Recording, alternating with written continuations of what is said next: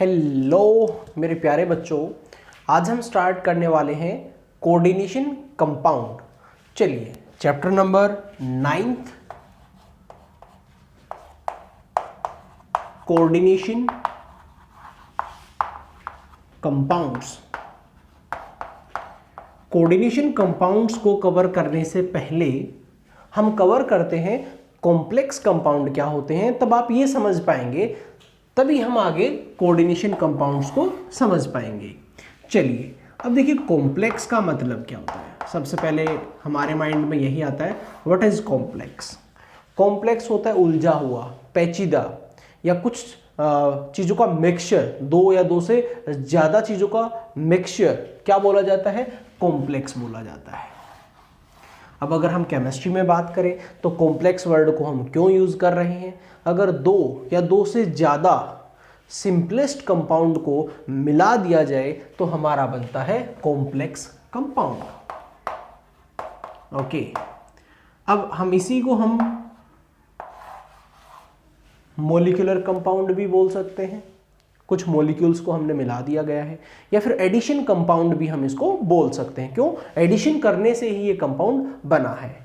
चलिए अब हम बात कर लेते हैं कि कॉम्प्लेक्स कंपाउंड बना कैसे है। देखिए एक तरफ हम एग्जांपल ले लेते हैं, K2SO4 Al2SO4 whole thrice 24H2। अब इन सभी कंपाउंड को मिलाने से आपको मिला K2SO4 Al2SO4 whole thrice 24H2O।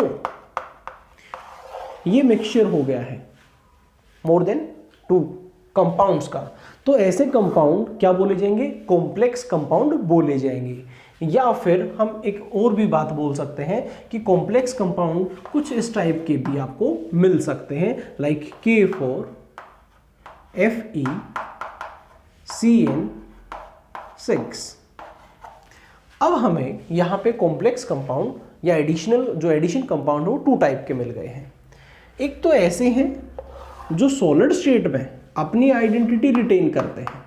हम बता सकते हैं कि सॉलिड स्टेट में ये क्या है। ओके, और इनकी बात करें तो हम बता सकते हैं इनके लिए भी ये सॉलिड स्टेट में क्या है, क्योंकि दोनों की आइडेंटिटी रिटेन है सॉलिड स्टेट में। बट जैसे ही ये सॉल्यूशन की फॉर्म में जाता है, ये आयंस में ब्रेक होने लगता है, टूटने लगता है और अपनी आइडेंटिटी खो देता है। लाइक जैसे इसको आप आयोनाइज करेंगे तो आपको मिलेगा K positive, Al3 positive, SO4 2 negative. ये आपके आयंस आ गए हैं। बट अगर हम इसकी बात करेंगे तो यहाँ पे ये जो आपका स्क्वायर ब्रैकेट के अंदर है, ये आयोनाइज नहीं होगा, और यही हमारा होता है कोऑर्डिनेट कंपाउंड।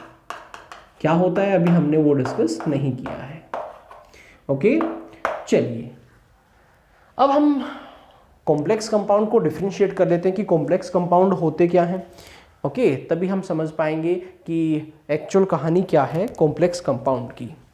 चलिए अब देखिए कॉम्प्लेक्स कंपाउंड को हमने डिवाइड किया है 2 पार्ट्स में। अब वो क्या क्या है, जिसमें से एक हमारा रहेगा डबल सॉल्ट। और डबल सॉल्ट के बारे में हमें ज़्यादा पढ़ना नहीं है, तो यहाँ पे डबल सॉल्ट की बात करते हैं। डबल सॉल्ट वो सभी कंपाउंड हैं जो कॉम्प्लेक्स तो हैं बट अपनी आइडेंटिटी एक्वस सॉल्यूशन में या सॉल्यूशन फेज में खो देते हैं, जैसा कि आपने अभी यहाँ पे देखा K2SO4 Al2SO4 whole thrice 24H2O, जिसको हम पोटास अलम बोलते हैं। सॉलिड स्टेट में इसकी आइडेंटिटी रिटेन है बट एक्वस फेज में चली जाएगी। यहाँ पे फिर हमारे आते हैं कोऑर्डिनेट कंपाउंड। अब कोऑर्डिनेट कंपाउंड्स क्या हैं, जो अपनी आइडेंटिटी रिटेन करते हैं solid as well as solution phase. तो यहाँ पे एग्जांपल हो गया है K4FeCN6। और हम क्या बता सकते हैं इसकी डेफिनेशन में, कोऑर्डिनेट कंपाउंड वो होते हैं जिसके अंदर मेटल, जो कि हमारी सेंट्रल मेटल है, इसके साथ ये हमारे हैं लीजेंड्स, जो कि कोऑर्डिनेट बॉन्ड बनाएंगे किसके साथ, सेंट्रल मेटल के साथ। ऐसे कंपाउंड को कोऑर्डिनेशन कंपाउंड बोला जाता है। फिर कभी कभार हमसे पूछ लिया जाता है क्या ये कभी नहीं टूटेंगे? आइडियल तो कोई चीज़ है ही नहीं। हम बोलेंगे या तो हाईली एसिडिक या हाईली बेसिक या हाई टेम्परेचर पे इनको भी तोड़ा जा सकता है, बट नॉर्मल कंडीशन पे अगर आप इनको एक्वस सॉल्यूशन में डाल रहे हैं और आप सोच रहे हैं कि ये ब्रेक हो जाएगा, तो ब्रेक नहीं होने वाला है। चलिए अब हम कुछ बात कर लेते हैं कोऑर्डिनेट कंपाउंड के ऊपर कि कोऑर्डिनेट कंपाउंड के बारे में हमें क्या क्या नॉलेज होनी चाहिए। बेसिक इंट्रोडक्शन रहेगा आज का हमारा। कॉम्प्लेक्स हमें समझ में आया, कॉम्प्लेक्स के टाइप्स हमें समझ में आए, कोई प्रॉब्लम हमें नहीं है। तो हम यही एग्जाम्पल यहाँ पे ले लेते हैं। एग्जाम्पल हमारा है K4FeCN6। अब आप क्या बोलेंगे? फर्स्ट, कोऑर्डिनेट कंपाउंड वो होते हैं जिनके अंदर सेंट्रल मेटल, ये हमारी सेंट्रल मेटल है, सेंट्रल मेटल के साथ कोऑर्डिनेट बॉन्ड बना रहे हों। कौन बना रहे हों? लिगेंड्स या लीजेंड्स। ओके, अब ये जो बाहर लगा हुआ है ये क्या है? ये हमारा है काउंटर आयन। मे बी आगे हो सकता है, मे बी पीछे भी हो सकता है। और यहाँ पे ये जो नंबर है ये हमें क्या बताता है? ये हमें बताता है कोऑर्डिनेशन नंबर, पड़ोसी कितने हैं, कितने लीजेंड्स जुड़े हुए हैं। और अगर हम बात करते हैं इस कंप्लीट स्क्वायर ब्रैकेट की, अब ये कंप्लीट स्क्वायर ब्रैकेट की बात करें तो ये क्या चीज है?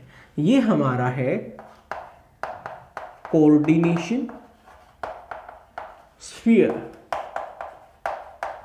या फिर कोऑर्डिनेशन एंटिटी। ओके, कोई आपसे पूछता है तो आप ये बता सकते हैं, कोऑर्डिनेशन स्फीयर, कोऑर्डिनेशन एंटिटी। अब देखिए, काउंटर आयन से हमें कोई लेना देना नहीं है क्योंकि वो तो आयोनाइज हो रहा है, निकल रहा है। हमें जो लेना देना है वो है सेंट्रल मेटल से, लीजेंड से, कोऑर्डिनेशन नंबर से। चलिए अब यहाँ पे जो सेंट्रल मेटल है हमसे पूछा जाएगा कि मोस्टली वो डी ब्लॉक की रहेगी। अब ऐसा क्यों? फर्स्ट प्रॉब्लम हमारे सामने यही आई कि ऐसा क्यों कि डी ब्लॉक ही ये काम कर पा रहा है, एस ब्लॉक में ऐसा नहीं हुआ। डी ब्लॉक के एलिमेंट्स इजीली कोऑर्डिनेशन कंपाउंड बना रहे हैं। देखिए डी ब्लॉक के अंदर आप अगर देखेंगे तो आपको लगेगा कि एक तो इनका जो साइज है वो स्मॉल है। अब साइज स्मॉल है तो फिर क्या हो गया है, ये इजीली क्या कर पाएगा, लीजेंड्स को अपनी तरफ अट्रैक्ट कर पाएगा। Second point, high charge density. यहां पे चार्ज बहुत ज्यादा है, चार्ज ज़्यादा है इसीलिए लीजेंड्स को, क्योंकि लीजेंड्स वो होते हैं जो इलेक्ट्रॉन रिच होते हैं, उनको अपनी तरफ अट्रैक्ट कर पाएगा। And third and last point important है, ये भी रीजन काफ़ी अच्छा है, वैकेंट डी ऑर्बिटल। इनके पास इनका जो ऑर्बिटल है वो वैकेंट पड़ा हुआ है, जिसमें क्या करेगा, लीजेंड आएगा और अपने पेयर को यहाँ पे शेयर करेगा। लाइक साइनाइड यहाँ पे आया, पेयर को शेयर किया, साइनाइड आया, पेयर को शेयर किया। ओके, तो हमें सेंट्रल मेटल के बारे में क्लियर हो गया है। चलिए अब हम और आगे बढ़ते हैं और बात करते हैं लीजेंड्स पे। अब ये लीजेंड्स क्या चीज़ है? देखिए आपने ऑर्गेनिक केमिस्ट्री में पढ़ा होगा, न्यूक्लियोफाइल जो इलेक्ट्रॉन रिच होते हैं, इलेक्ट्रॉन देना चाहते हैं, न्यूक्लियस लविंग होते हैं, उसी चीज़ को हम यहाँ पे लीजेंड्स की फॉर्म में बता रहे हैं। तो लीजेंड्स देखा जाए तो क्या होता है, जो इलेक्ट्रॉन को शेयर करना चाहता है। ओके, बट हम यहाँ पे न्यूक्लियोफाइल नहीं यूज करेंगे, वो ऑर्गेनिक के लिए टर्म बनी है, ना कि इनऑर्गेनिक के लिए। देखिए अब लीजेंड्स कैसे कैसे हो सकते हैं। सबसे पहले हम बात करेंगे, ये न्यूट्रल हो सकते हैं। कैसे? H2O न्यूट्रल है, पेयर डोनेट कर सकता है। नेक्स्ट NH3 न्यूट्रल है, पेयर डोनेट कर सकता है।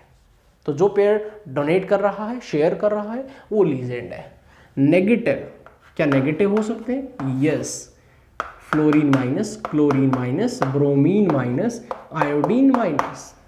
ओके, अब हम और आगे बढ़ते हैं। क्या ये पॉजिटिव भी हो सकते हैं? हमारे माइंड में आता है नो, पॉजिटिव तो ऑलरेडी डेफिशिएंट है, वो क्यों देगा, बट पॉजिटिव भी हमारे पास हो सकते हैं। लाइक हाइड्राजीनियम आयन, ये डोनेट कर सकता है इजीली। एंड नाइट्रोसोनियम आयन, मान लिया यहाँ पे पॉजिटिव, बट यहाँ पे तो पॉजिटिव नहीं है ना, ये इजीली क्या कर सकता है, डोनेट कर सकता है। अब हमने ये क्लासिफिकेशन किया कि न्यूट्रल हो सकते हैं, नेगेटिव हो सकते हैं, पॉजिटिव हो सकते हैं।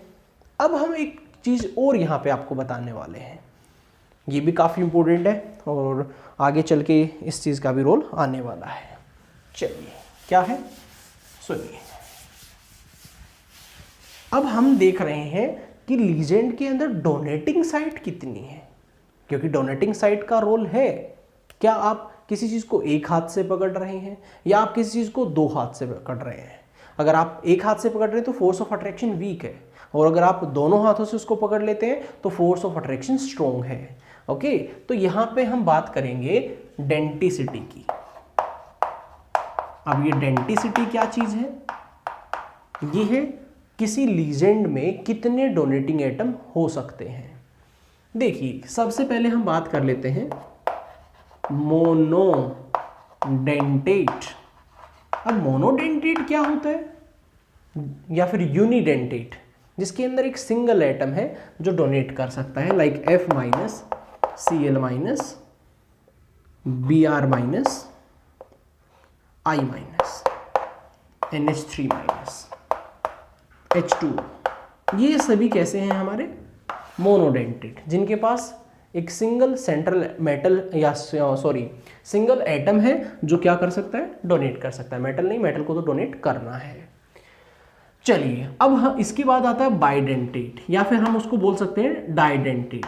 अब ये क्या चीज है? जिसके अंदर डोनेटिंग साइट क्या होंगी, एटलीस्ट दो होंगी। जैसे oxalate ion, CO negative, CO negative, या फिर हम बात कर सकते हैं NH2, CH2, CH2, NH2। यहाँ पे डोनेटिंग साइट 2 है, यहाँ पे डोनेटिंग साइट 2 है। ये हमारे हो गए हैं डाइडेंटेट। अब हम बात कर लेते हैं, क्या ट्राइडेंटेट भी होते हैं? यस, ट्राइडेंटेट भी हो सकते हैं। कैसे हो सकते हैं? देखिए, हम इसी को एक्सपेंड कर देते हैं, NH2, CH2, CH2, NH, CH2, CH2, NH2। यहाँ पे डोनेटिंग साइट 3 हो गई है। ओके, तो यहाँ पे अगर हम देखते हैं, इसको इन शॉर्ट इन लिखा जाता है। क्यों भाई इन क्यों लिखा गया है? देखिए, ये 2 कार्बन का है और 2 यहाँ पे फंक्शन लगे हुए हैं, सेम है।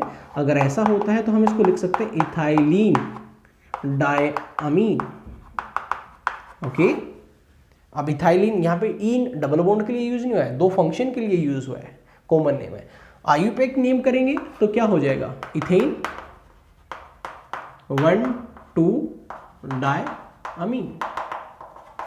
ओके, अब यहां पे हम बात करते हैं तो इथाइलिन 2 है, क्या आ जाएगा, डाई इथाइलिन ट्राइअमीन। इसको हम इन शॉर्ट किससे रिप्रेजेंट करेंगे, डाइन से। ओके, समझ गए, डाई इथाइलिन ट्राइअमीन। यहाँ पे ये ट्राइडेंटेट हो गया है। इसी तरीके से हम टेट्राडेंटेट भी बना सकते हैं। चलिए, टेट्राडेंटेट कैसे बनेगा बात कर लेते हैं। और डेंटिसिटी को समझना बहुत ज़रूरी है, आगे चल के कोऑर्डिनेशन में ये आपकी हेल्प करने वाला है। चलिए सुनिए, फिर अब बात करते हैं NH2, CH2, CH2, NH, CH2, CH2, NH, CH2, CH2, NH2। अब ये क्या हो गया है, टेट्राडेंटेट, 1 2 3 4।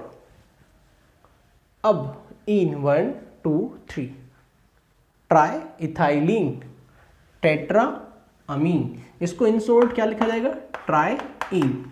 यहाँ पे कंफ्यूजन होता है बच्चों को, फिलहाल हमें क्लियर हो गया। एग्जाम में जाके सोचते हैं ट्राई इन का मतलब जिसमें डोनेटिंग साइड 3 है, नहीं नहीं नहीं, गलत है।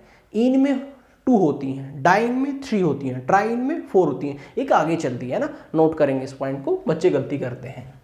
चलिए अब हम इससे आगे चलते हैं, तो पेंटा भी हो सकता है, हेक्सा भी हो सकता है।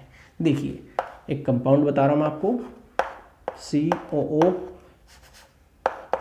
CH2 COO नेगेटिव, यहाँ पे H है, CH2 CH2 N CH2 CO negative, CH2 CO negative.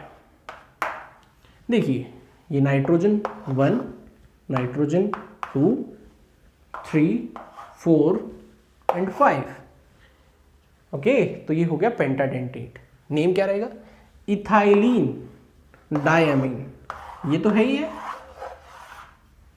Try acetate, ये एसीटेट आयन है, कितने लगे हुए हैं, 3 लगे हुए हैं, try acetate, ethylene diamine try acetate. 5 हो गया हमारा, ये पेंटाडेंटेट हो गया। अगर हेक्साडेंटेट करना है तो वो भी इजी है, कभी कभार तो इसका नेम ही पूछ लिया जाता है। ओके, तो यहाँ पे इसका नेम क्या आएगा, EDTA4-, कैसे, ethylene diamine tetra acetate. Okay, I hope आपको लीजेंड्स क्लियर हुए और उनकी डेंटिसिटी भी क्लियर हो गई है। अब क्या है, जो हमारा कोऑर्डिनेशन स्फीयर था या कोऑर्डिनेशन एंटिटी थी, वो कैसी हो सकती है, टाइप्स क्या क्या हो सकते हैं, ये जरूरी है क्योंकि प्रॉब्लम वहाँ से भी बनेगी। ओके, अभी हम बात कर लेते हैं उसके ऊपर भी।